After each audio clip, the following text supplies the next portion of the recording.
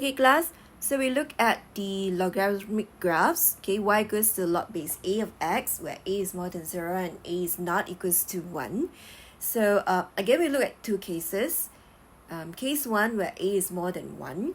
Okay, where your bases are more than 1. So example, y equals to log base 10 of x. Okay, y equals to lgx. So if you look at the graph on the left hand side, it is an increasing function.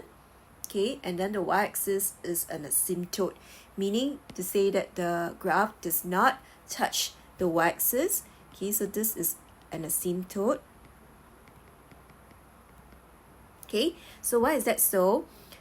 You notice that actually your y equals to lgx is undefined when x is equals to 0.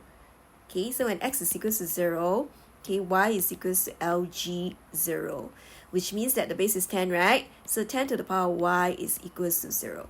Is there any value of y that will give 10 to the power of y equals to 0? No, right? Okay, so this is undefined. Okay, right? So there's no value of y that will give x equals to 0.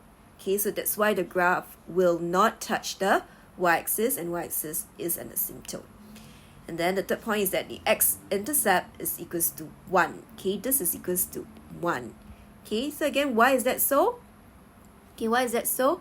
Because when y equals to 0, okay, when y equals to 0, right, your lgx is equals to 0, and lg is base 10, right? So 10 to the power of 0 is equals to x.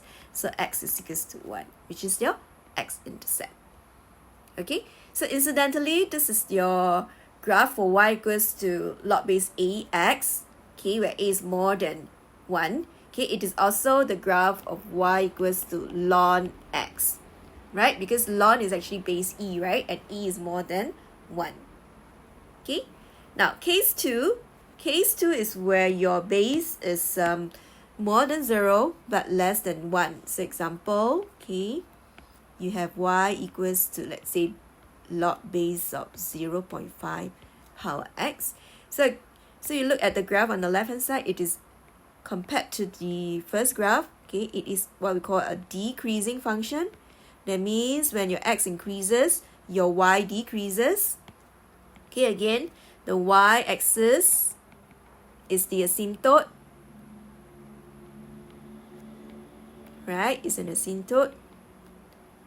And the x-intercept, okay, like the first case, is also equals to 1 here.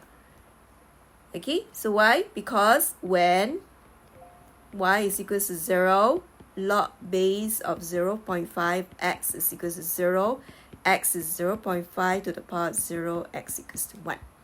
Okay, so those are the key characteristics of your log graph. Okay, quite easily done. Yeah.